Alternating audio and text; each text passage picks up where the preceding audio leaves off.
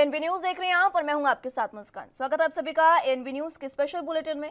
तो चलिए बुलेटिन का आगाज उस वक्त की बड़ी और अहम खबर के साथ कर लेते हैं। आपके टीवी स्क्रीन पर ये बड़ी और अहम जानकारी इस वक्त की बता रहे हैं आपको। आज दिल्ली दौरे पर हरियाणा के सीएम मनोहर लाल रहने वाले हैं। ये बड़ी और अहम जानकारी इस वक्त की बता रहे हैं आपको। राज्यसभा चुनाव की सरगर्मियों के बीच दिल्ली का दौरा उनका है। सीएम मनोहर लाल दिल्ली के दौरे पर आज रहने वाले हैं। केंद्रीय मंत्रियों से मुलाकात भी वो कर सकते हैं। हरियाणा के मुद्दों पर इस दौरान चर्चा भी होगी। राज्यसभा चुनाव आपको बता दें कि है हरियाणा की 2 सीटों पर राज्यसभा चुनाव हो रहे हैं और इसी को लेकर हरियाणा के सीएम मनोहर लाल आज दिल्ली दौरे पर हैं। दिल्ली दौरा उनका काफी अहम रहने वाला है क्योंकि यहाँ पर कई केंद्रीय मंत्रियों से वो मुलाकात कर सकते हैं और हरियाणा के कई अहम मुद्दों पर चर्चा भी इस दौरान हो सकती है। तो ये बड़ी और अहम जानकारी इस वक्त की बता रहे हैं आपको। दिल्ली के दौरे पर हरियाणा के सीएम मनोहर लाल।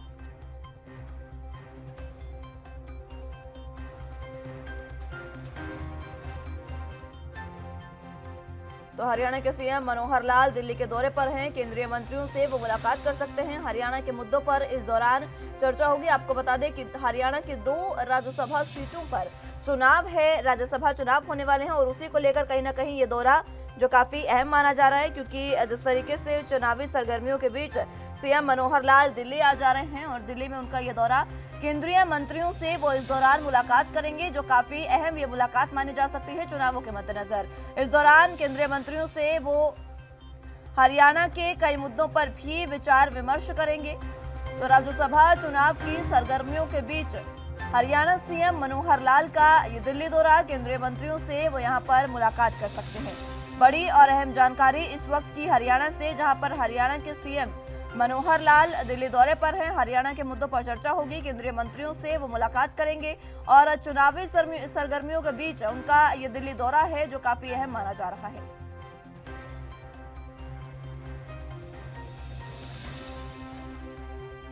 केंद्रीय मंत्रियों से हरियाणा के सीएम मनोहर लाल मुलाकात कर सकते हैं। ये बड़ी और अहम जानकारी इस वक्त की बता रहे हैं आपको।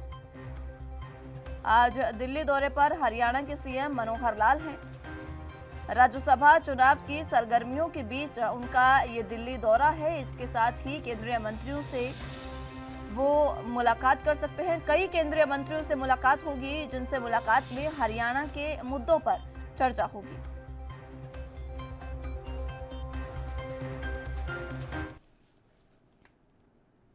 चलिए तो बात मुद्दे की कर लेते हैं। जम्मू कश्मीर में गैर मुस्लिम लोगों पर लगातार हो रही टारगेट किलिंग को लेकर केंद्र सरकार अलर्ट मोड पर आ गई है। जम्मू कश्मीर के सुरक्षा हालात पर केंद्रीय गृह मंत्री अमित शाह आज फिर उच्च स्तरीय बैठक करने वाले हैं और ये एक पखवाड़े में कम समय में एक अहम बैठक है जो आतंकवादियों की ओर से घाटी में हो रही लक्षित हत्याओं के बीच हो रही है। बैठक में जम्मू कश्मीर के उपराज्यपाल एलजी मनोज सिन्हा और राष्ट्रीय सुरक्षा सलाहकार अजीत डोभाल की भी शामिल होने की उम्मीद है। दूसरी ओर लगातार हो रहे हमलों के बीच कश्मीर में रह रहे हिंदू समाज के लोगों ने घाटी को छोड़ना शुरू कर दिया है। जम्मू कश्मीर में लगातार हो रही हत्याओं से दूसरे प्रदेशों से वहां जाकर काम करने वाले लोग परेशान हैं। भयभीत लोग अब घाटी छोड़कर जा रहे हैं। श्रीनगर में पीएम पैकेज के तहत काम करने वाले अमित कौल ने कहा कि कल ही 4 हत्याएं हो गई है। 30 से 40 परिवारों ने शहर छोड़ दिया है। हमारी मांगें नहीं मानी जा रही है। सरकारी सुरक्षा नहीं दी जा रही है। सरकारी सुरक्षित जगह सिर्फ शहरों तक सीमित है। उधर उत्तर प्रदेश की पूर्व मुख्यमंत्री मायावती ने जम्मू कश्मीर में गैर मुस्लिम समाज के लोगों, खासकर हिंदुओं पर हो रहे हमलों की निंदा करते हुए कहा कि जम्मू कश्मीर में आए दिन निर्दोष लोगों की हत्याएं हो रही है।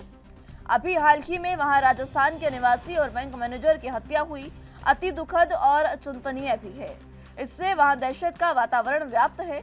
उन्होंने कहा कि बीएसपी मांग करती है कि केंद्र सरकार ऐसे दोषी तत्वों के विरुद्ध सख्त कार्रवाई करे।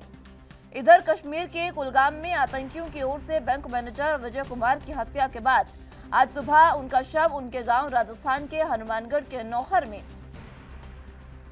भगवान गांव पहुंच गया। उनके शव को देखते हुए पूरा गांव गमगीन हो गया। इससे पहले कश्मीर घाटी में कल हिंदू बैंक कर्मी की आतंकवादियों द्वारा की गई हत्या के कुछ ही घंटों बाद ही केंद्रीय गृह मंत्री अमित शाह ने एक अहम बैठक बुलाई थी। जिसमें राष्ट्रीय सुरक्षा सलाहकार अजीत डोभाल सहित कई शीर्ष अधिकारियों ने हिस्सा लिया। माना जा रहा है कि इस दौरान केंद्र शासित प्रदेश में सुरक्षा हालात पर चर्चा की गई, जहां पर मई से ही लगातार लक्षित हत्याओं की घटनाएं सामने आ रही है। गृह मंत्रालय में ये विचार विमर्श शुक्रवार को अमित शाह द्वारा जम्मू कश्मीर की सुरक्षा स्थिति पर बुलाई गई उच्च स्तरीय बैठक से एक दिन पहले हुआ। आधिकारिक सूत्रों ने बताया कि डोभाल और खुफिया एजेंसी रॉ के प्रमुख सामंत गोयल ने दोपहर बाद करीब 1 घंटे तक अमित शाह के साथ उनके नॉर्थ ब्लॉक कार्यालय में बातचीत की।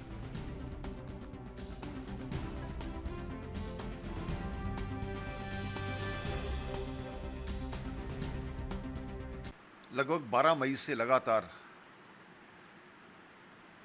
अलग अलग वारदातों में लगभग 7 लोगों की हत्या होना निश्चय ही चिंता का विषय है और इस चिंता में कुछ कदम जल्दी उठाए जाने की जरूरत है।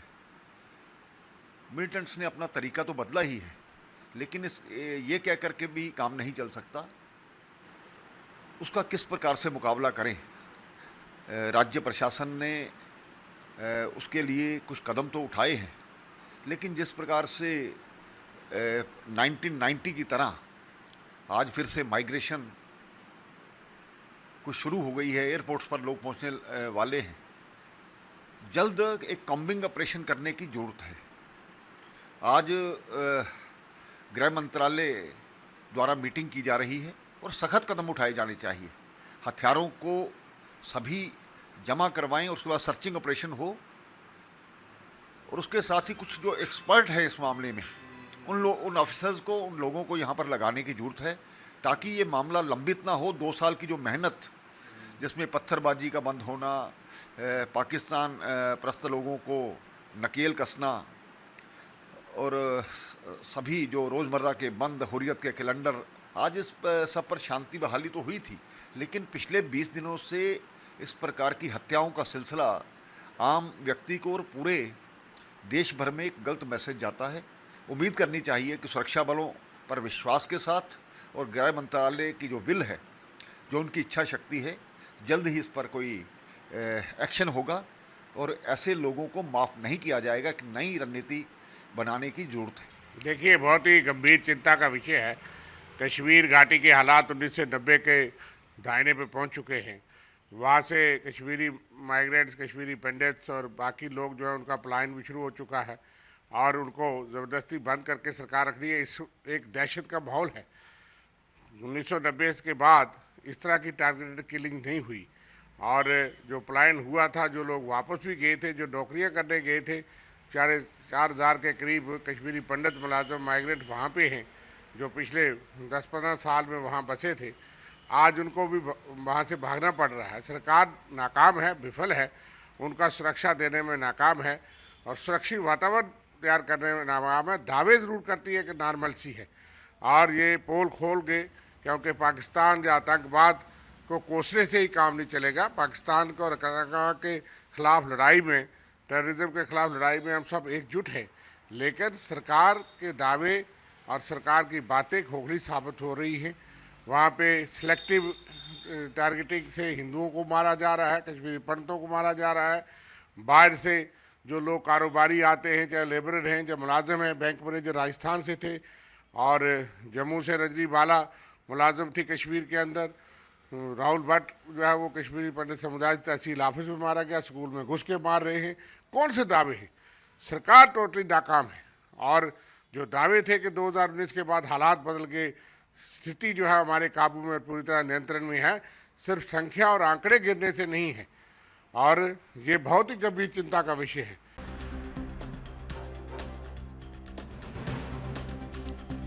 तो जम्मू कश्मीर में लगातार हो रही टारगेट किलिंग को लेकर केंद्र सरकार अब अलर्ट मोड पर आ गई है और आज केंद्र सरकार की ओर से, गृह मंत्रालय की ओर से अमित शाह जो गृह मंत्री हैं उन्होंने उच्च स्तरीय बैठक बुलाई है। एक पखवाड़े से भी कम का समय है जब दूसरी बार ये बैठक हो रही है। घाटी में लगातार जिस तरीके से आतंकी घटनाएं बढ़ रही है और लोगों को चुन चुन कर मारने की जो घटनाएं बढ़ रही है, उसको लेकर एलजी मनोज सिन्हा को तलब किया है गृह मंत्रालय की ओर से। उनके साथ आज मुलाकात होने वाली है और इस मुलाकात में एनएसए अजीत डोभाल भी शामिल रहने वाले हैं। हिंदू समुदाय सुरक्षा की मांग कर रहा है। लगातार जिस तरीके से टारगेट किलिंग हो रही है, यानी कि लोगों को चुन चुन कर देख देख कर मारा जा रहा है कि वो कौन से समुदाय के हैं। कल ही जिस तरीके से एक और कश्मीरी हिंदू की हत्या हुई, बैंक मैनेजर जो राजस्थान का रहने वाला था, उसकी जब हत्या की गई तो उसके बाद से ही माहौल और ज़्यादा गमगीन हो गया है। उनके परिजनों में माहौल इसी तरीके का है। और अगर बात करें घाटी की, तो घाटी में भी कुछ इसी तरीके के माहौल है। लोग आपस में बातचीत यही कर रहे हैं कि आखिर कैसे ये जो टारगेट किलिंग है इसको रोका जा सके, क्योंकि अब कश्मीरी जो हिंदू है उनमें ये एक तरीके का खौफ है कि कब उन्हें कहाँ गोली मार दी जाए, इसका भरोसा नहीं।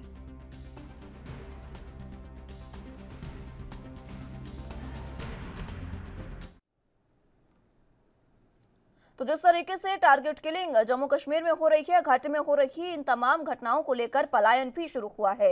1990 के दशक का जो दौर था वो कहीं ना कहीं वापस आता जा रहा है। इसी पर चर्चा की शुरुआत कर लेते हैं। तमाम गेस्ट हमारे साथ मौजूद हैं, उनका तारुफ आपसे करवा देते हैं। विवेक श्रीवास्तव जी नेता बीजेपी से हमारे साथ मौजूद हैं, आदित्य त्रिपाठी जी नेता कांग्रेस से हमारे साथ मौजूद हैं और विनोद शुक्ला जी राजनीतिक विश्लेषक के तौर पर हमारे साथ मौजूद हैं। आप सभी का बहुत स्वागत है इनबी न्यूज पर। सबसे पहले श्रीवास्तव जी आप ही के पास आना चाहूंगे, क्योंकि केंद्र शासित प्रदेश, केंद्र के हाथ में सुरक्षा है जम्मू कश्मीर की। आखिर घाटी में इस तरीके की घटनाएं कब तक, कश्मीरी जो हिंदू है वो कब तक इसी साए में डरते रहेंगे, इसी साए में डरकर जिएंगे कि आखिर कब उन्हें कहां गोली मार दी जाए उन्हें नहीं पता। देखिए मुस्कान जी, ये कश्मीरी आतंकवाद का असली चेहरा है। ये कश्मीरियत नहीं, ये इस्लामिक आतंकवाद का चेहरा है। जो लोग वहाँ कश्मीरियत की राग अलापते हैं, इन आतंकवादियों ने बता दिया कि वहाँ कश्मीरियत जैसा कुछ नहीं है। जो कुछ है इस्लामी आतंकवाद है और गैर मजहबी लोगों को, उनके गैर इस्लामिक लोगों को टारगेट करके वो लोग मार रहे हैं। यही इस्लाम का चेहरा है, यही आतंकवाद का चेहरा है। आप उसको गौर से देखिएगा तो इस्लाम और आतंकवाद आपस में एक दूसरे के चेहरे दिखेंगे। अब रही बात भारत सरकार की, तो भारत सरकार ने जितनी कड़ाई से वहां अपने कार्यक्रमों को लागू किया है, उसी का परिणाम है कि आज आतंकवाद वहां अंतिम सांसें गिन रहा है। ये यही आतंकवादी वहां खुलेआम वारदात करते थे, सेना की ट्रकें उड़ाते थे, सैनिक छावनियों पर हमले करते थे। आज ये सिमट करके टारगेट किलिंग करके ऐसा माहौल बना रहे हैं जिससे वहां पे जनमानस में भय व्याप्त हो। इनको लग रहा है कि इनका भय खत्म होता जा रहा है। आतंकवादियों का अपने उस भय की जमीन को ये मजबूत करने के लिए ऐसा टारगेट किलिंग कर रहे हैं। भारत सरकार पूरी संवेदनशीलता से इस विषय पे कार्रवाई कर रही है। आप स्वयं बता रही है कि एक पखवाड़े में 2 बार एलजी के साथ मीटिंग हो चुकी। अजीत डोभाल जी भी उसमें मीटिंग में थे, गृहमंत्री जी भी मीटिंग में थे। आपको इससे अंदाजा हो जाना चाहिए कि भारत सरकार इस मुद्दे पर लेकर के कितनी संवेदनशील और कितनी गंभीरता से इस पर कार्रवाई का मन बना रही है। इसमें आगे के जो दिन होंगे वो निर्णायक होंगे।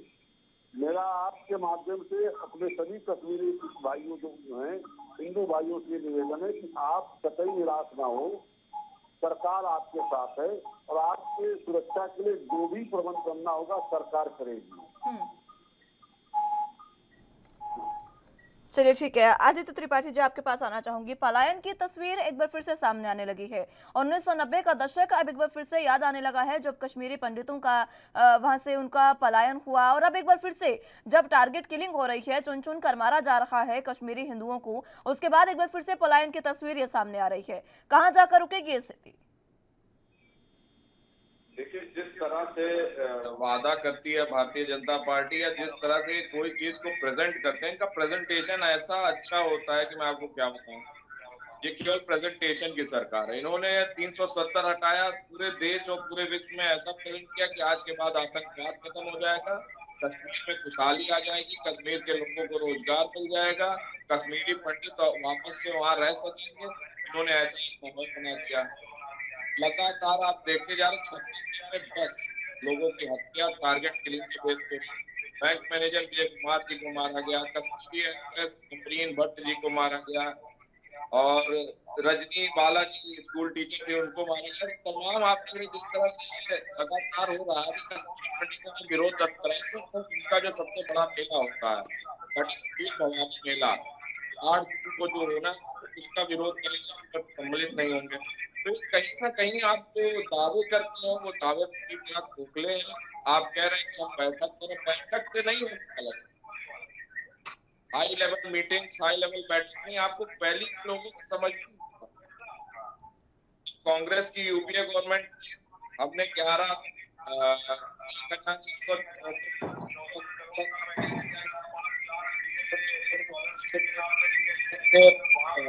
5242 घर बना के दिए। तो तमाम योजनाएं जो हमने दी, 15,000 कश्मीरी पंडितों को जॉब दिया यूपीए सरकार में। अगर आप उनको मजबूत करना चाहते हैं, उनको सशक्त बनाना चाहते हैं, तो आपको आग नहीं फैलाना है, आपको प्यार से काम देना है। जिस तरह से लगातार एक माहौल बनाया जा रहा है, दुश्मनी का एक ब्रिज क्रिएट किया जा रहा है। आपने देखा उस मूवी के माध्यम से, जब मूवी आई तो ऐसा लग रहा था कि सारा कश्मीरी पंडित सब कुछ कांग्रेस की गलती थी, जबकि तब भी इनकी सरकार थी।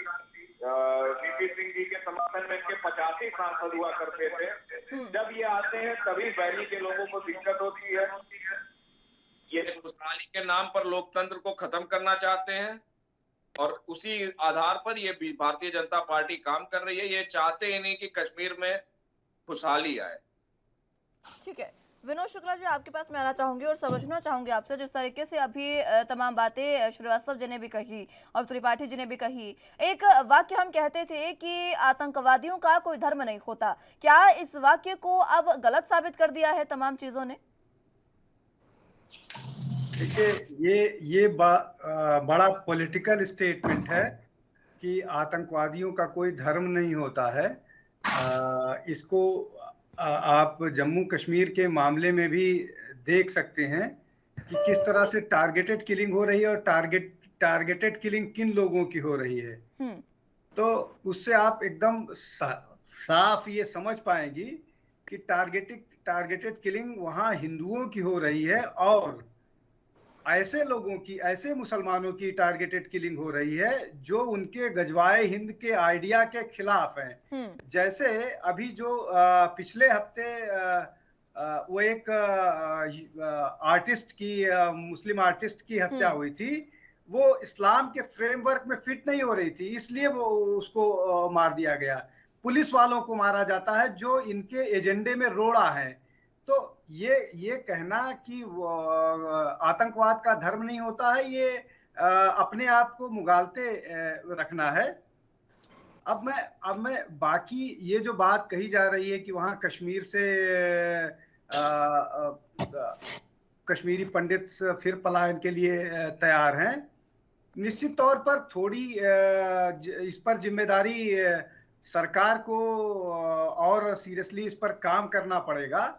और मेरा अपना मानना है कि इस मामले में जो देखिए अब ये निश्चित, ठीक है, मैं माफी के साथ आपको रोकना चाहूंगी विनोद शुक्ला जी, एक बार फिर से मैं लौटूंगी आपके पास। लेकिन जिस तरीके से टारगेट किलिंग हो रही है लगातार, जो केंद्र सरकार है वो अलर्ट मोड में तो है, लेकिन वहां से जो पलायन की तस्वीरें सामने आ रही है, एक प्रवासी मजदूर की भी मौत हुई है, एक बैंक मैनेजर, टीवी कलाकार की हत्या हो चुकी है।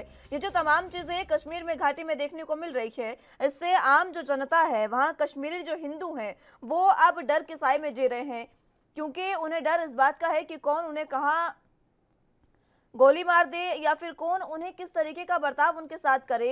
ये जो चीजें हैं वो नहीं समझ पा रहे हैं, क्योंकि 1990 का दशक एक बार फिर से वापस आता दिखाई दे रहा है। तमाम जो राजनीतिक दल हैं वो भी अब केंद्र सरकार से गुहार लगाने लगे हैं कि जल्द से जल्द ये जो तमाम चीजें हैं इसको रोका जाए। अभी कुछ दिन पहले केजरीवाल ने भी यही एक वीडियो जारी किया था और कहा था कि कश्मीरी पंडितों की जो हत्या हो रही है उसको लेकर केंद्र सरकार को सर्वदलीय बैठक बुलानी चाहिए और सबको मिलकर इसमें काम करना चाहिए। और इसी के साथ आप तस्वीरों में भी देख सकते हैं कि बीजेपी तो लगातार प्रदर्शन कर ही रही है, कश्मीरी हिंदू प्रदर्शन कर रहे हैं और पलायन का जो दौर एक बार फिर से शुरू हुआ। किस तरीके की स्थितियां कश्मीर में है वो जानेंगे। अभी हमारे साथ कश्मीरी पंडित भी जुड़ेंगे, उनसे जानेंगे कि आखिर कैसी कैसी स्थितियां कश्मीर में उन्हें देखने को मिल रही है। एक जो स्टेटमेंट दी जाती थी, पॉलिटिकल स्टेटमेंट थी कि कोई धर्म नहीं होता है आतंकवाद का, उसकी तस्वीरें भी आप देख सकते हैं कि इस बार आतंकवाद धर्म के रूप में भी उभरा है, क्योंकि जिस तरीके से लगातार सिर्फ हिंदुओं की टारगेट किलिंग हो रही है और दूसरी तरफ जिस तरीके से आमरीन की हत्या हुई, उसको भी ये कहा जा रहा था कि कश्मीरी जो घाटी है वहां पर वो मुसलमानों की जो तमाम रीति रिवाज होते हैं उनमें फिट नहीं हो रही थी, इस वजह से उसकी हत्या कर दी गई।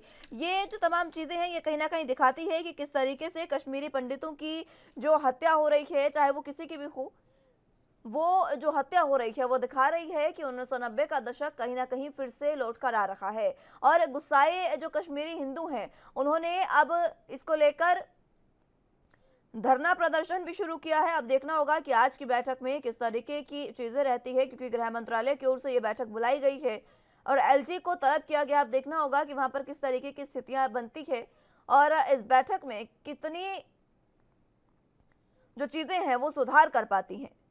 आपको बता दें कि लगातार जिस तरीके से टारगेट किलिंग हो रही है वो कहीं ना कहीं अब घाटी में कश्मीरी हिंदुओं के लिए, कश्मीरी पंडित हो या फिर कश्मीरी हिंदू, सभी के लिए एक खौफमय माहौल बना रही है।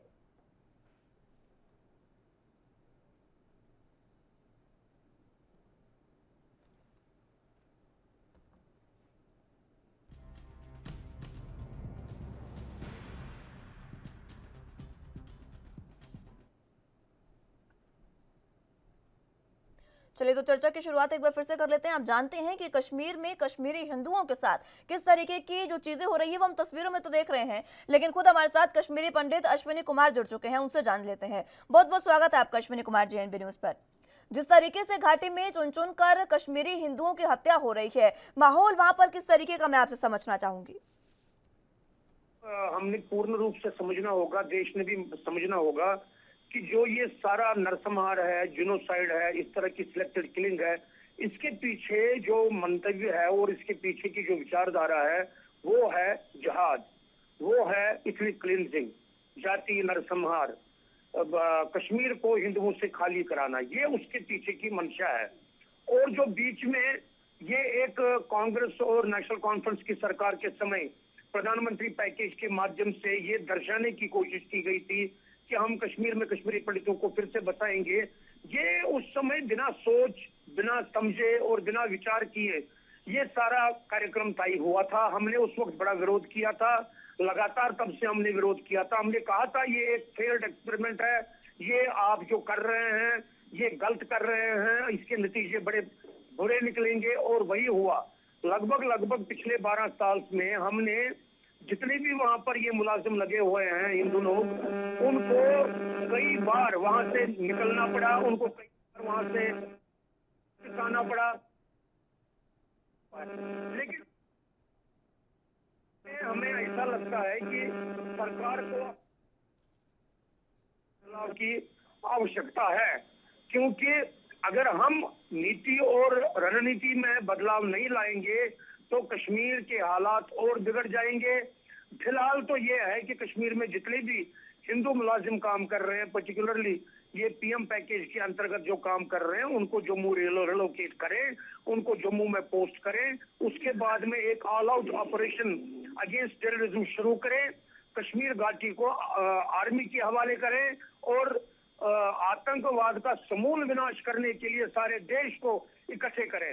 मैं तो ये कह रहा हूं कि देश की जनता को आह्वान किया जाए कि कश्मीर में आतंकवाद समाप्त करने के लिए एक स्पेशल फोर्स बनाएं और देश के नौजवानों को, जिसमें कश्मीरी पंडित भी आते हैं, उनको आह्वान करें कि आइए इस आतंकवाद को समाप्त करते हैं, दो हाथ आतंकवाद से कर लेते हैं और इसको हमेशा हमेशा के लिए समाप्त करते हैं। ठीक है, मैं लौटूंगी अश्विनी जी एक बार फिर से आपके पास। विनोद शुक्ला जी आपके पास मैं आना चाहूंगी, अपनी बात भी पूरी करिएगा और अश्विनी कुमार जी ने जिस तरीके के सुझाव दिए उन पर भी अपनी बात रखिएगा। देखिए, अश्विनी जी के सुझाव बहुत वैलिड हैं और वो पूरे मामले में सबसे ज्यादा समुदाय है। मैं जो दो बातें कहना चाह कहना चाह रहा था, इसमें सबसे महत्वपूर्ण बात ये है कि टारगेटेड किलिंग हो रही है, ये टारगेट नहीं हो सकता है, नहीं संभव है।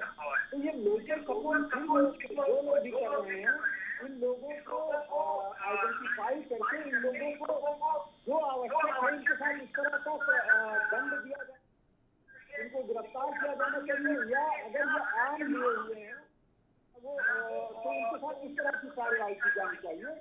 दूसरा एक महत्वपूर्ण बात जो है कश्मीर को लेकर के ये एक लड़ाई चलती है कि कश्मीर पर हमारी पॉलिसी अच्छी थी, हमारी पॉलिसी बहुत अच्छी थी और दूसरे की पॉलिसी खराब थी।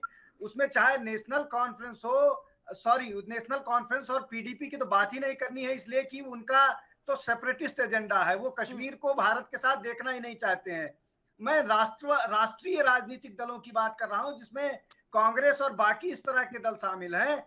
जब तक ये कश्मीर के मामले में पूरी तरह से सरकार और उस पर अपना मेरा करना बंद नहीं करेंगे, तब तक इस तरह का समाधान नहीं होगा और अपने एजेंडे पर चलते रहेंगे और अपने एजेंडे में तुष्टीकरण को शामिल करते रहेंगे।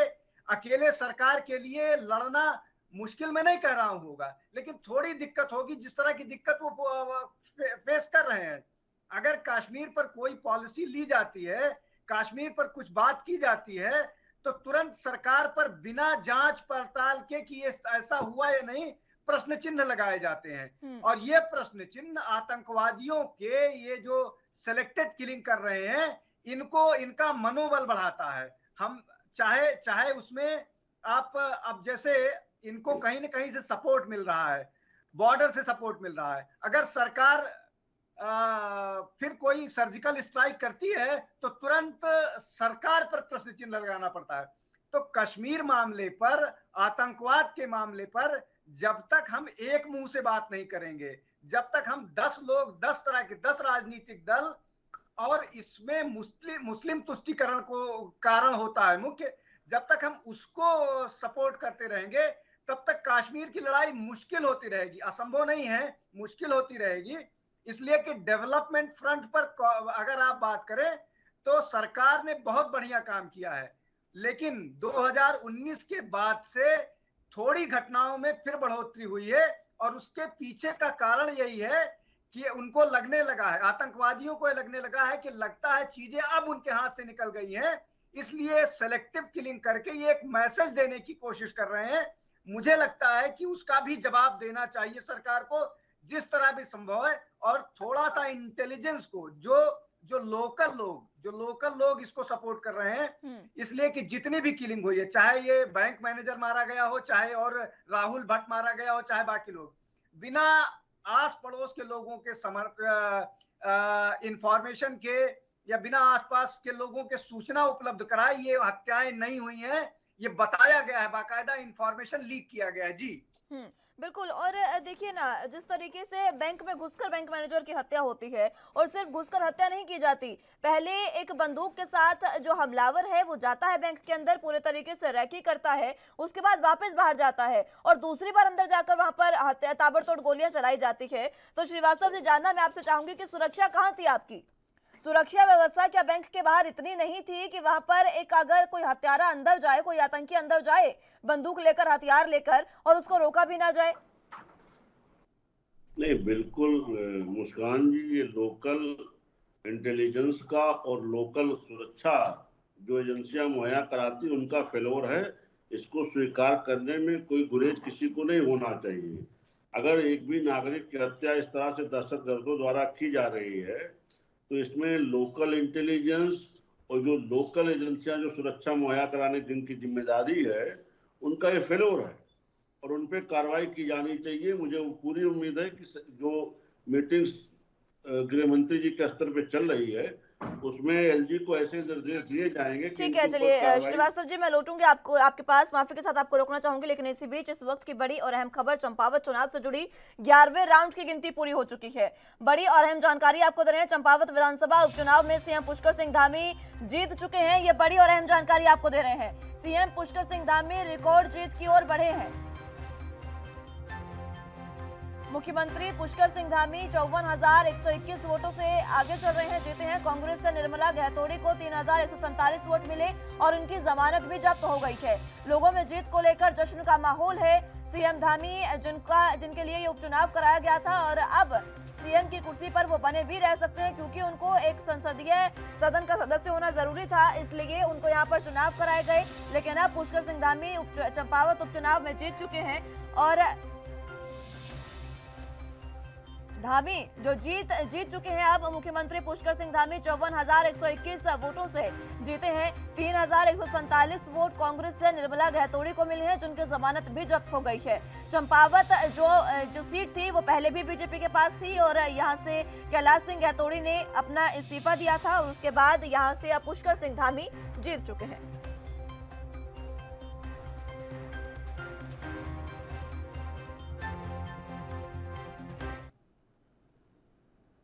चलिए अब आपको सीधे पंजाब लिए चलते हैं, जहां पर सिद्धू मूसेवाला के घर पर पंजाब के सीएम भगवंत मान पहुंचे हैं। उसकी सीधी तस्वीरें आपको दिखा रहे हैं आपके टीवी स्क्रीन पर। तो चलिए एक बार फिर से चर्चा की शुरुआत कर लेते हैं। तमाम गेस्ट हमारे साथ मौजूद हैं, उन्हीं का रुख कर लेते हैं। श्रीवास्तव जी अपनी बात पूरी करें। देखिए मुस्कान जी, जो भी इस तरह की टारगेटेड किलिंग हो रही है, इसमें लोकल इंटेलिजेंस और जो लोकल एजेंसियां सुरक्षा व्यवस्था जिनकी जिम्मेदारी है वहां देना, उनका ये फेलोर है।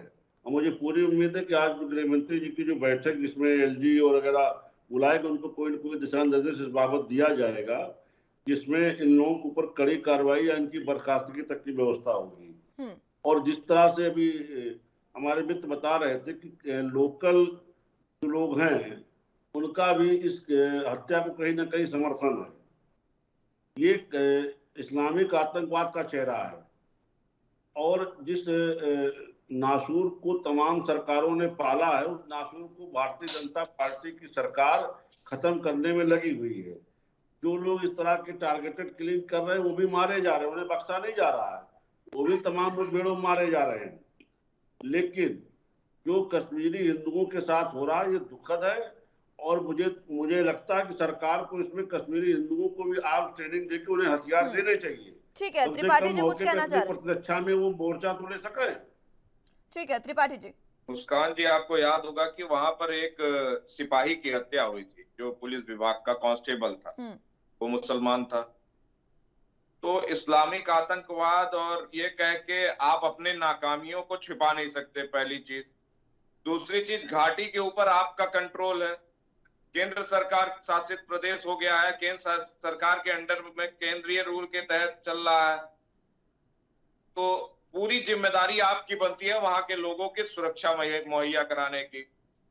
और रही बात घाटी में खुशहाली लाने की, तो आपको मैं बता दूं, जब तक वहां लोकल की सरकार नहीं होगी, लोगों को वहां इन्वॉल्व नहीं किया जाएगा राजनीति में, लोगों को वहां शिक्षा से नहीं जोड़ा जाएगा, वहां अच्छी स्वास्थ्य सुविधा नहीं दी जाएगी, वहां उनकी खुद की सरकार नहीं होगी, तब तक आप वहां खुशहाली स्थापित करने में पूर्णतः नाकाम रहेंगे। आपने जिस तरह पीडीपी के साथ मिलकर सरकार बनाया, आपने क्या माहौल बनाया वहां पर?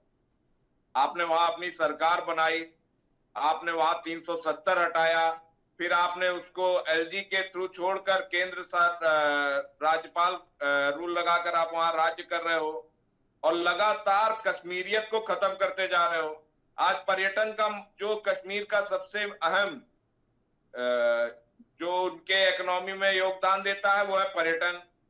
लगातार पर्यटन में गिरावट आती जा रही है, चाहे वो चिकारा चलाने वाला हो, चाहे वो होटल इंडस्ट्री हो, सारे इंडस्ट्री में बहुत ज्यादा फॉल आ रहा है।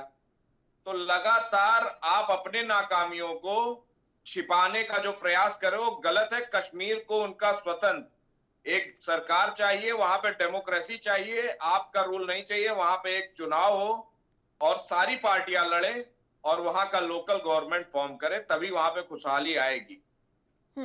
ठीक है श्रीवास्तव जी, कुछ कहना चाह रहे, जल्दी से अपना जवाब दीजिएगा श्रीवास्तव जी, उसके बाद मैं अश्विनी जी के पास जाऊं। देखिए मुस्कान जी, जो हमारे मित्र कह रहे हैं, देखिए भारतीय जनता पार्टी की सरकार ने वहां 370 हटाया, 35 से हटाया, जो वहां 70 सालों से नासूर पाला गया तो उसको साफ करने का काम किया। पीडीपी के साथ हमने सरकार बनाई, हमने विधानसभा तक का रास्ता देखा। आज हम उस सरकार में वहां तक पहुंच पाए जहां हम बाहर से देखते थे, वहां की चीजों को समझ पाए और हमने उस पर कार्रवाई किया। अब रही बात जो बार बार ये कह रहे हैं टारगेटेड किलिंग, इस्लामिक आतंकवाद, जो एक सिपाही मारा गया, देखिए यही इस्लामिक आतंकवाद का चेहरा है। जो उनकी कट्टरता को समर्थन नहीं करता वो उसको किलिंग करते हैं। चाहे अफगानिस्तान में देख लीजिए, चाहे पाकिस्तान में देख लीजिए। तो ये तो वहाँ ऐसा श्रीवास्तव जी नहीं कि वहाँ देखिए, अब आप अफगानिस्तान में हिंदू 370 की मारे जा बात रहे लेकर हैं। आए हैं बीच में, 3 साल के करीब 3 साल पूरे होने को है 370 हटाए को, तो अभी इन सालों के बीच में क्या शिक्षा व्यवस्था का सुधार वहां पर नहीं किया जा सकता था? वो जो कट्टरता है वो लोगों के मन से निकाली जा सकती है अगर हम चाहे तो, लेकिन सरकार काम क्या कर रही है? मैं आ रही हूँ आपके पास, इसका जवाब मैं आ रही हूँ श्रीवास्तव जी, आ रही हूँ, इसका जवाब मैं अश्विनी कुमार जी से लेना 70 चाहूंगी। सालों का नासूर 3 साल में नहीं साफ होगा। ठीक है, आ रही हूँ श्रीवास्तव जी, ठीक है। जो मदरसे वहां पाल के रखे गए हैं, उन मदरसों से जो निकले हुए आतंकवादी, उनकी मानसिकता 3 साल में नहीं सुधरने वाली। ठीक है, चलिए आ रही हूँ मैं। अश्विनी कुमार जी, क्या शिक्षा व्यवस्था को कश्मीर में अगर सुधार दिया जाए, थोड़ा उस पर बल दिया जाए, तो क्या इन चीजों को खत्म नहीं किया जा सकता? जो है ये अब दूसरे इसमें आयाम आ गए हैं। अब जिस तरह का आप टेररिज्म इस समय देख रहे हैं, ये वो टेररिज्म नहीं है जो आज से 40 साल पहले था। आज का टेररिज्म ये है कि इसमें छोटे गन्स आ गए हैं, घर घर में ये छोटे बंदूक आ गए हैं, ये पिस्टल आ गए हैं। और दूसरा, जो सारा प्रधानमंत्री पैकेज के अंतर्गत मुलाजिम है या ये माइनॉरिटीज कम्युनिटी के, इनका सारा डाटा जो है वो आतंकवादियों के इंटेलिजेंस के माध्यम से उन तक पहुंच गया है। वो कब आते हैं, कब जाते हैं, कहाँ किस कुर्सी पर बैठते हैं, कितनी देर वहां बैठते हैं, ये सब का डाटा उनके पास आ चुका है। ये अब नॉर्मल लॉ एंड ऑर्डर की सिचुएशन नहीं रह गई है। ये तो सवाल पैदा होता है कि आतंकवाद को आपने अब दोनों हाथों से, जिसे कहते हैं कि इसका मुकाबला करना पड़ेगा, इसके लिए नई रणनीति निर्माण करनी पड़ेगी। आपको याद होगा पंजाब में जब अंततोगत्वा आतंकवाद को समाप्त करना था, तो उस समय हमने ये चीजें नहीं देखी वहां पर कि कौन नाराज होगा, कौन खुश होगा, सिविल सोसाइटी को अपने साथ में लेना है, सबको खुश करना है।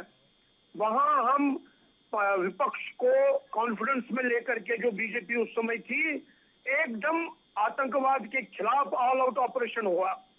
सारी आर्मी और सिक्योरिटी फोर्सेस उसके खिलाफ लग गए और आतंकवाद का समूल विनाश हुआ।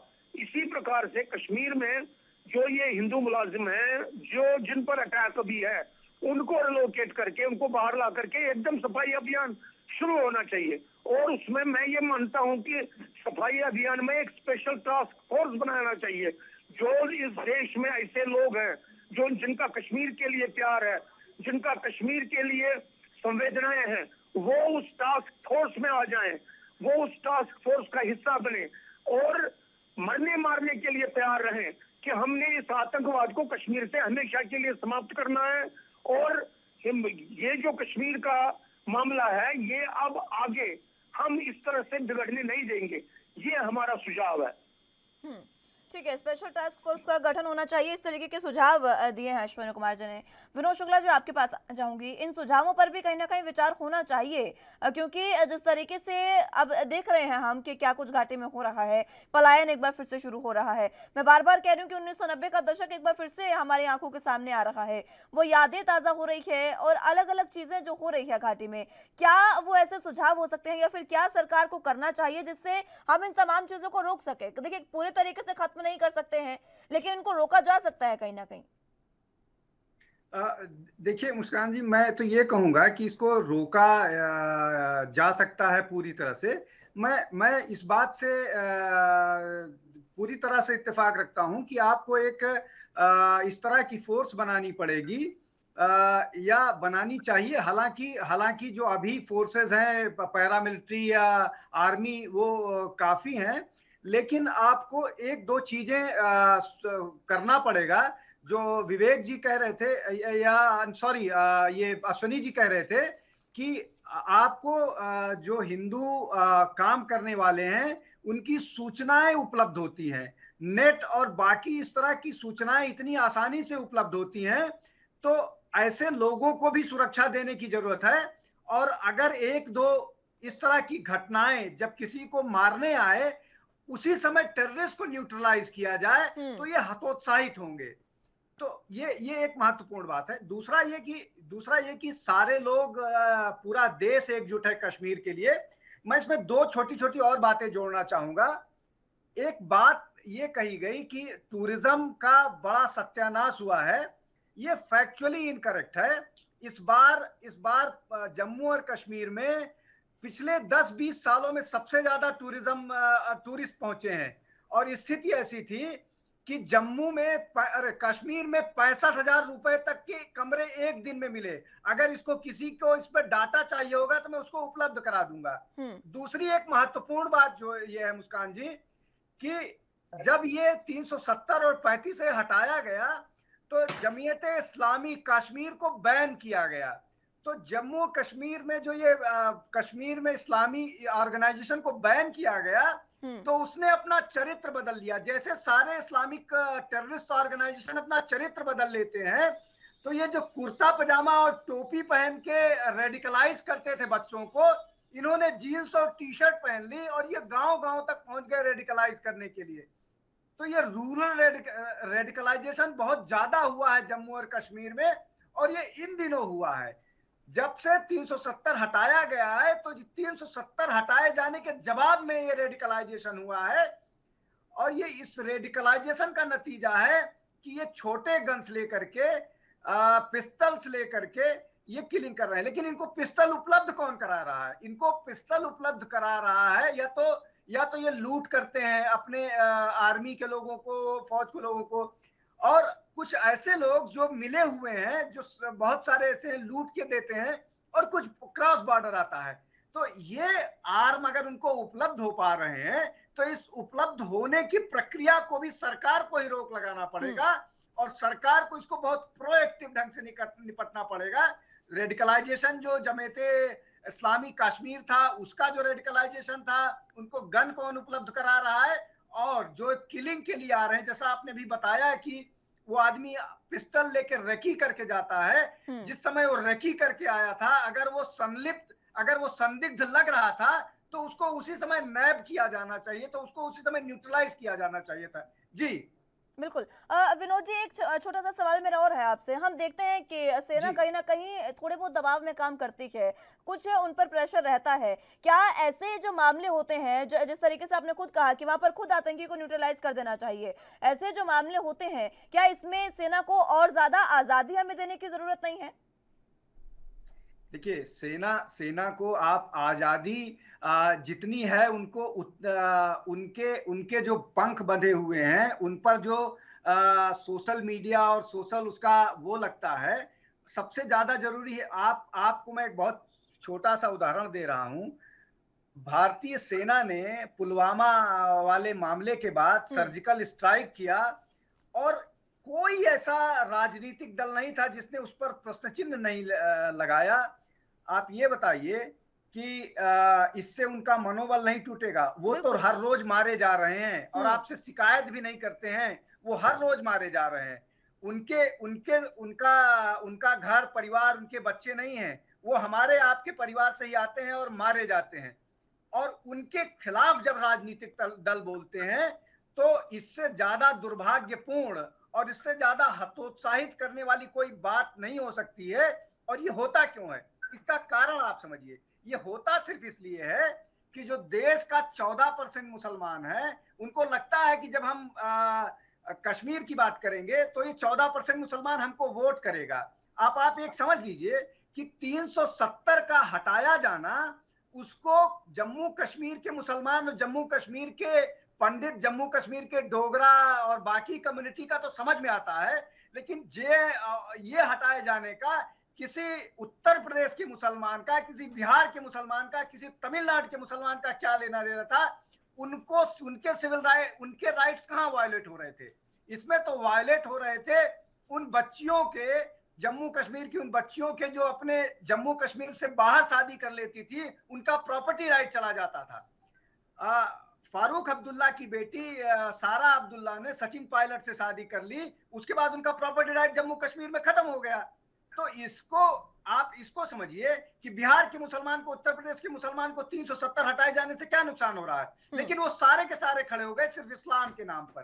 तो ये सबसे ज्यादा दुर्भाग्यजनक है। और वो लोग जिस राजनीतिक दल के सपोर्ट कर रहे हैं वो राजनीतिक दल के सपोर्टर्स इनको बढ़ावा देते हैं, इनको प्रोत्साहित करते हैं कि नहीं आप इस तरह की बात कीजिए, आप इसके खिलाफ धरना कीजिए। ये लोग फिलिस्तीन के मामले पर तो प्रदर्शन करते हैं, ये मुस्लिम कम्युनिटी के लोग या मुस्लिम नेता फिलिस्तीन के मामले पर तो जंतर मंतर पर धरना देते हैं।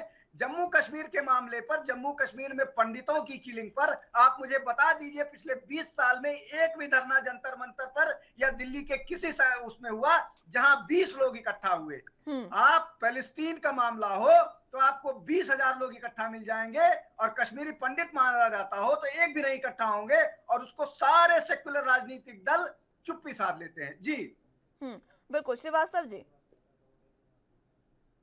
जी कुछ कहना चाह रहे थे आप, बीच में अपनी बात रखें।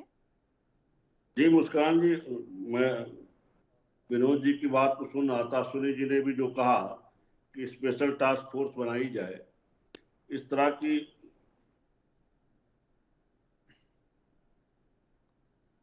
अपनी बात रखें श्रीवास्तव जी, मैं सुन पा रही हूँ आपको। जी देखिए इस तरह का विषय जो है, सरकार इस पूरे प्रकरण पे गंभीरता से विचार कर रही है। और देखिए 90 के समय में जो आतंकवाद था, आतंकवादी खुलेआम सामूहिक रूप से हत्याएं करते थे और प्रशासन में उनकी सुनवाई नहीं थी और सड़क पर कार्रवाई करते थे। आज की स्थिति उससे थोड़ी सी विशेष है। आज वो टारगेटेड किलिंग कर रहे हैं, लेकिन उसके बाद उनको भी टारगेटेड किलिंग किया जा रहा है। ऐसा नहीं को मुठभेड़ में मारे नहीं जा रहे हैं, लेकिन ये सिलसिला बंद होना चाहिए। कश्मीर में जो भी हिंदू हैं उनकी सुरक्षा सुनिश्चित होनी चाहिए। इसके लिए केंद्र सरकार गंभीरता से इस विषय पे मीटिंग कर रही है और इस पे आगे कार्रवाई आपको 10-15 दिन में दिख जाएगी। जी त्रिपाठी जी। जी अभी मैंने सुना, राजनीतिक विशेषज्ञ जी को भी सुना और हमारे साथी विवेक भाई को भी सुना, लेकिन मैं आपको फिर से कहना चाहूंगा कि टारगेटेड किलिंग और जो जिस तरह की ये बातें हो रही है, और गवर्नमेंट को लगातार, गवर्नमेंट ने क्यों 370 हटाया था? कश्मीर की खुशहाली के लिए। 35 से क्यों हटाया? कश्मीर की खुशहाली के लिए। वहां के लोकल लीडर्स को आपने, किसी को भी आपने अपने साथ नहीं लिया, आपने डायरेक्ट 370 हटा दिया। आपने वहां के लोगों को, वहां की आवाज दबाते हुए वहां आपने नेट बंद किया, आपने वहां की सारी फैसिलिटीज बंद की, आपने 370 हटाया। अगर कश्मीर को समझना है, कश्मीरियत को समझना है, तो पहले कश्मीरी को समझना पड़ेगा। वहां पे आपको एक डेमोक्रेटिक गवर्नमेंट देनी पड़ेगी। और रही बात की 1990 के पलायन की, 85 सांसद भारतीय जनता पार्टी के वीपी सिंह की सरकार में का समर्थन कर रहे थे, और तब राजीव गांधी जी ने संसद के बाहर विरोध किया था। तो आप ये मत बताइए, आप ये बार बार दिखाने की कोशिश करते हैं कि आप कांग्रेस शासन में हत्याओं का, आज बताइए वापस से आपकी सरकार है और लगातार कश्मीरी पंडितों का पलायन की दिशा में हो रहा है। 4000 कश्मीरी पंडित पलायन करने की तैयारी में है, और आज भी आपकी सरकार है। 1990 में भी आपके समर्थन से सरकार थी। 2014 तक हमारी भी सरकार रही, तब तो ऐसी पलायन की स्थिति नहीं बनी। हमने वहां रोजगार दिया, हमने उनको वहां ले जाके बसाया। आपने क्या किया? आपने मूवी बनाई, आपने हेट बढ़ाया, आपने लोगों के बीच की दूरियां बढ़ाई। ये प्यार से खत्म हो सकता है। बंदूक का जवाब बंदूक होगा, तो एक दिन ऐसा होगा कि सबके हाथ में बंदूक होगा। हिंसा किसी भी चीज का सल्यूशन नहीं है। अगर इसका सल्यूशन निकालना है तो आपको जो आपकी विपक्षी पार्टियां, उनको साथ लेकर इस पे विचार करना पड़ेगा। आप अकेले आप ये सोचिए कि डेमोक्रेसी को खत्म करते हुए, लोकतंत्र को खत्म करते हुए राजशाही तरीके से सारा काम करेंगे तो वो पॉसिबल नहीं है। अगर आपको जनता का दिल जीतना है तो आपको सबको साथ लेके चलना पड़ेगा। आपको विपक्षी पार्टियों को भी साथ लेके चलना पड़ेगा। आपको अब सत्ता के साथ जो आपके एनडीए के समर्थन में जितनी पार्टियां हैं उनको भी साथ लेना पड़ेगा।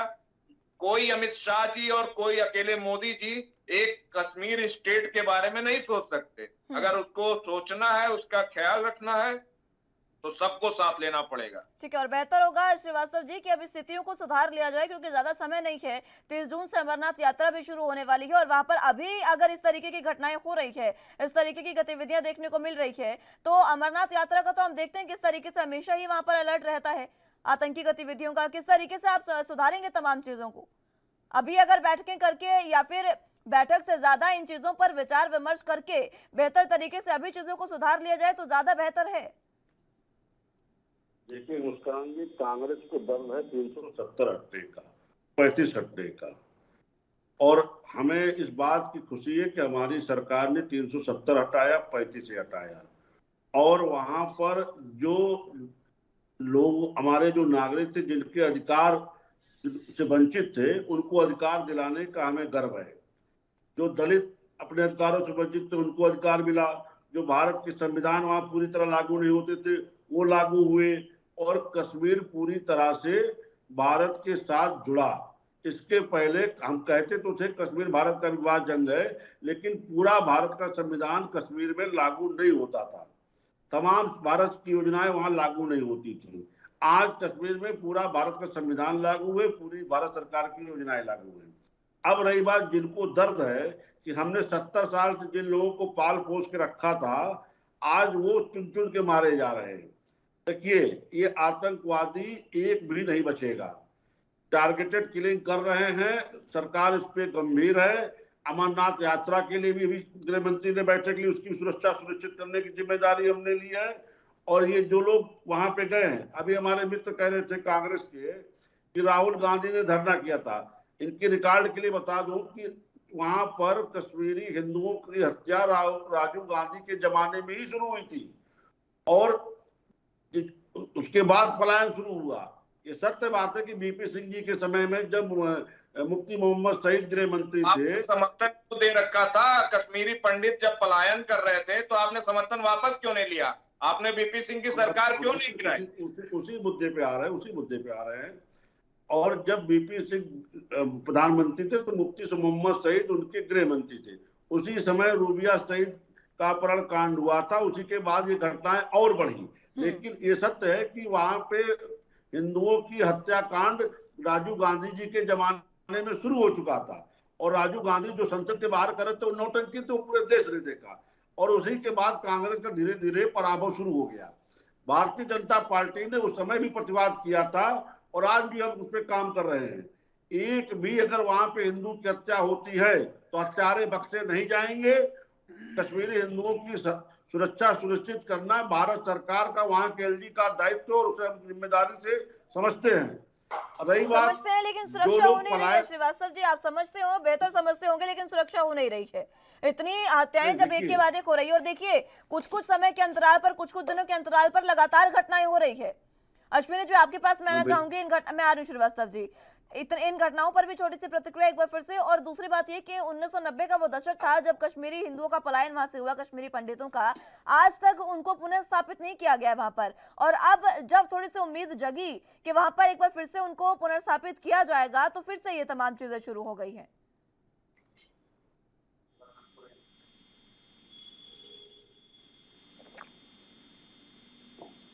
अश्विनी कुमार जी,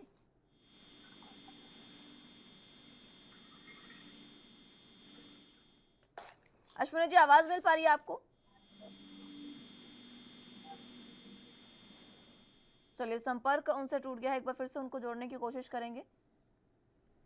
विनोद शुक्ला जी, आपको आवाज मिल पा रही है? हाँ, बताइए जी। मैं यही इस पर ही छोटा सा कमेंट आपसे चाहूंगी, जिस तरीके से लगातार ये जो तमाम चीजें हो रही है वहां पर घाटी में, इतना लंबा समय बीत चुका है, अभी हमारे मन में थोड़ी सी उम्मीद जगी थी कि कश्मीरी पंडितों को फिर से वहां पर स्थापित कर दिया जाएगा। उसके बाद फिर से टारगेट किलिंग जब हो रही है, और अमरनाथ यात्रा का मैं फिर से जिक्र करना चाहूंगी क्योंकि बहुत नजदीक है। ऐसे समय में जब यात्रा होगी तो न जाने कितने हिंदू वहां पर जाते हैं अमरनाथ यात्रा करने।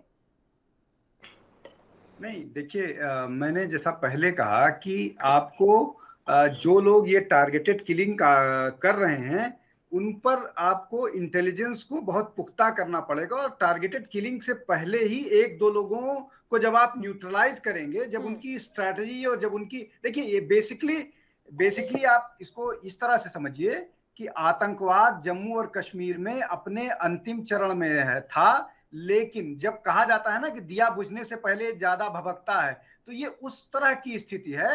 ये एक मैसेज देने की कोशिश की जा रही है टारगेटेड किलिंग के माध्यम से। और आपका जो प्रश्न है बहुत महत्वपूर्ण है कि इसका प्रभाव अमरनाथ की यात्रा पर इसका डर खौफ अमरनाथ यात्रा पर रहेगा। इसलिए सरकार को इस मामले पर बहुत चौकन्ना रहना पड़ेगा और अपने इंटेलिजेंस के साथ साथ सुरक्षा को इतना चाक चौबंद रखना पड़ेगा कि इस तरह की किसी मसले को हल किया जा सके, समाधान किया जा सके। ठीक है। एक बात जी, एक छोटी सी बात आप कहिए तो मैं और जोड़ दूं। जी समय की कमी मेरे पास है, जल्दी से अपनी बात पूरी करिएगा शुक्ला जी। नहीं, मैं सिर्फ इतना सा कहना चाहूंगा। हमारे कांग्रेस के मित्र ये कह रहे थे कि 1990 में भाजपा की सरकार थी, अभी और भाजपा की सरकार थी। हालांकि ये भाजपा के प्रवक्ता को बोलना चाहिए था, भाई 1947 से लेकर के 90 तक आपने क्या किया? जितना कश्मीर का घाव है वो सब तो कांग्रेस का ही दिया हुआ है, उसको मत उधेड़िए, नहीं तो बहुत उसमें से पस निकलने लगेगा। जी जी ठीक है, जल्दी से त्रिपाठी जी अपना आखिरी कमेंट रखिएगा, समय की कमी मेरे पास मात्र 30 सेकंड। कश्मीर की फिक्र सबको है, लेकिन कहना चाहूंगा कि 2 साल कोविड, वहां की सारी इंडस्ट्री थी पर्यटन। हमारे साथी ने कहा पर्यटन आप देख लीजिए, मैं आंकड़े दूंगा, इतने लोग बढ़ गए, इतने ये हो गए, और जो 2 साल में एक भी लोग नहीं गए वहां पे, पर्यटन पूरी तरह ठप था। तो होटल इंडस्ट्रीज का क्या किया आपने? आपने कितने राहत पैकेज दिए? आपने चिकारे वालों को कितने राहत पैकेज दिए? इतनी कश्मीरियों की फिक्र थी, इतने हिंदू पंडितों की वहां के फिक्र थी, तो आज जब पलायन की स्थिति आ रही है वहां उनको सुरक्षा व्यवस्था केंद्र सरकार देने में नाकाम है। ठीक है, केंद्र सरकार नाकाम है। मैं ठीक है त्रिपाठी जी, समय की कमी मेरे पास। श्रीवास्तव जी मात्र 30 सेकंड में अपना आखिरी कमेंट जल्दी से रखिएगा।